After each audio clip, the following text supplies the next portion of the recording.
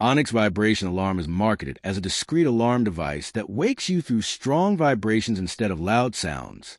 It's promoted as being ideal for heavy sleepers, people with hearing impairments, or anyone who doesn't want to disturb others.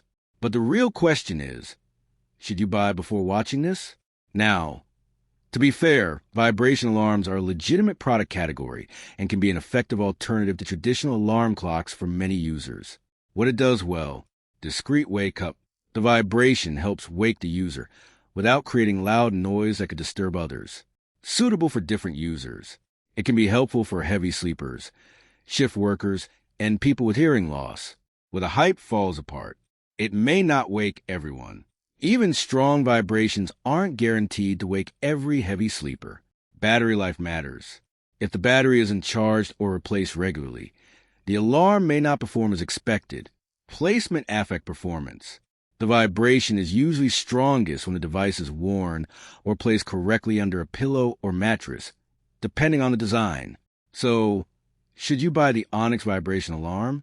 Short answer, yes, if you're looking for a quiet alternative to a traditional alarm. If you need a discrete wake-up solution and understand its limitations, it may be worth considering.